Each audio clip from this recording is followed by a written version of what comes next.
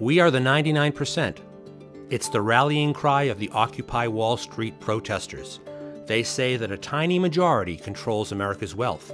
So, how rich have the richest got? And how poor are the rest of us?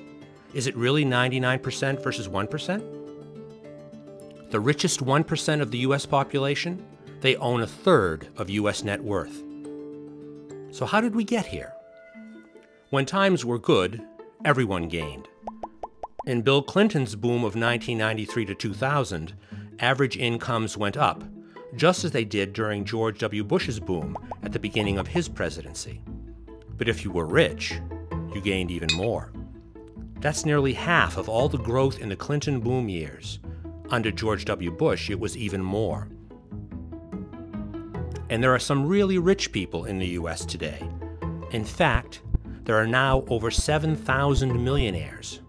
But these are not the richest of all. The US has over 400 billionaires, more than any other country in the world. Who's at the top of that pile? These three have a combined net worth of $131 billion. That's just over the combined budget shortfall of every state in the US for 2011. More than the cost of the global war on terror in 2010. But haven't the rich lost out as well as the poor in the economic crash? When the economy tanked, everyone suffered. In 2010, the average American earned $26,487, down over $2,000 in real terms on 2006. If you were poor, it's been an even bigger drop. The 24 million least wealthy households in America saw their average income go down by 10%. If you were super rich, it went down too.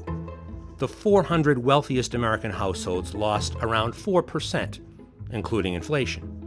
That's down to an average of $270.5 million per household. So the richest lost 4%. The poorest lost 10%. Part of the reason average Americans have been hit so hard is where their wealth comes from. Before the crash, middle-class Americans had 65% of their wealth tied up in their house.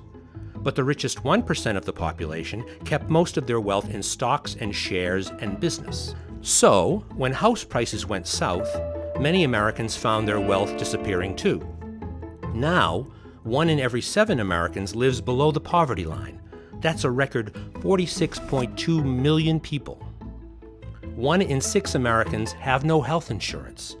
That's 50 million people. Of every 17 Americans, at least 1 will be earning below the minimum wage of $7.25 per hour.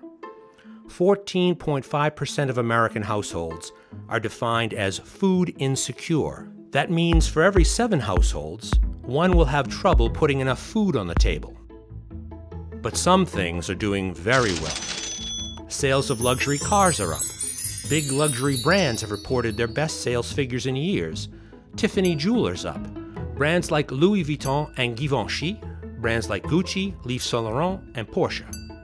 And America's top executives are paying themselves very well too. It is down, but still pretty good. $4.9 million each in the latest figures. And a Washington Post investigation found the following.